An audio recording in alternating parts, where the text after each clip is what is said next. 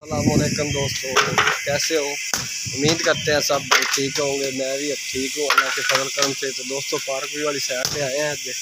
तो रात को बजरी जो लेट आई सी, उनकी वजह तो कड़ा नहीं लैंटर जोड़ा है ना उनका सुबह तो कर दिता। दूसरा रमज़ान पई तो कड़ा फौत हो गई, उन्होंने भाभी फौत हो गई। इस वास्ते कड़ा साढ़ा लैंटर कड़ा सुबह तो हो गया। तो अज मैं सैड तो पहुँचा, साढ़े जो बत्ते वगैरह बनने से इतने गोले वगैरह उन्होंने मैं इट्टा वगैरह जोड़ दिते हैं जिथे आने से। वेख सकते हैं तुम, यह सीढ़ी हैगी है इधर गोलियां दे और 9 इंची बीम पैना जो बारों बार फ्रंट का उनका है। तो दोस्तों जो सरिया की वाया है किस हिसाब न बनना वो भी मैं तुम्हें पूरी डिटेल ना दसना।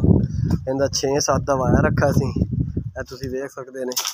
तो अज असी आए हैं छोटे मोटे जो काम है वावा नहीं पाया नाल मेरे। तो मैं सोचा असी आखिर छोटा मोटा जो काम है अज ही नबेड़ लें, कल फिर सुबह असी आना तो फिर वो टाइम को नहीं होना। इस जगह तो कहना थले किचन है, इतने असी रखा मग सरिया कट देंगे ओपन जो मग बन जाएगा। आगाज फैन कहना इस साइड से आना, फिर मुनासिब नहीं समझा भी इतने ओपन किचन मग वगैरह छड़ांगे आशा उतना ही निकलती जाएगी। तो अज सरिया का वाया थोड़ा दसते पे 6-7 का वाया इनका। तो पत्थर के गठियाँ लाने लगे देख कल बंदा लेट भी आवे तो चलो कम शटरिंग वाला भी स्टार्ट हो जाए कि लेंटर वाला भी कम स्टार्ट हो जाए तो साडा भी कम स्टार्ट हो जाए।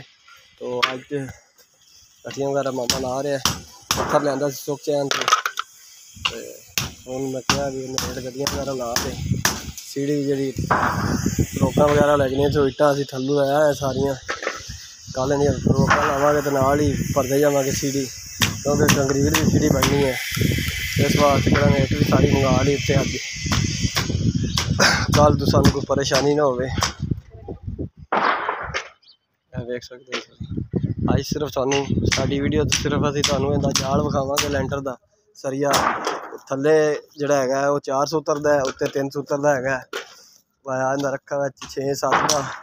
तो मुगल वाले का सरिया है 6 ग्रेड सरिया है साडा। तो इंशाअल्लाह तुहानू वीडियो विखाने का मकसद यही होंदा है, विद वीडियो असीं काम करने जाल तुसीं वेख सकते हैं। इस तरह मालक लेबर ते भी काम करा रहे होंदे तो उन्हां दा किहड़ा ना वाह जाल का नहीं होंदा। तो इंशाअल्लाह जो असीं कंप्रोमाइज़ करने हैं वो मुताबिक ही असीं किहड़ा ना काम करने। वाया तुसीं वेख सकते हैं, विच इहदे च कोई वाधा घाटा नहीं है। वेख सकते हो तुसीं सरिया वाले ने एक्सट्रा सरिये विच पा दिते 2-4 पीस एक्सट्रा ही है, घट नहीं होणगे। तो इंशाअल्लाह कोशिश साडी ये होंदी भी मालक की तरफों सानू कोई उलामा गिला ना होवे, अच्छे तो अच्छा ही काम करीदा है। तो वीडियो विखाने का मकसद साडा यही होंदा है भी कोई भी साडी वीडियो वेखे फॉलो करे भी यार काम दे विच कोई कंप्रोमाइज़ तो नहीं कर रहे, या जिस तरह इन्हां दा काम मुक्का है उस हिसाब नाल ही काम कर रहे हैं। तो इंशाअल्लाह जिन्ने भी असीं काम कर चुके हैं, जिन्नियां भी साइडां कीतियां ने, तुसीं बेशक तुसीं उन्हां मालकां नूं मिल सकते हैं, उन्हां नूं पुछ सकते हैं भी ये बंदे किस तरह काम कर रहे हैं, इन्हां दे विच कोई वाधा घाटा मटीरियल कीता है या नहीं कीता। तो हर काम की वीडियो असीं बनावी दी है, जाल की भी, कंक्रीट का वाया दसी दा उंदे स्लैब किन्ने इंच की भरनी किन्नी है।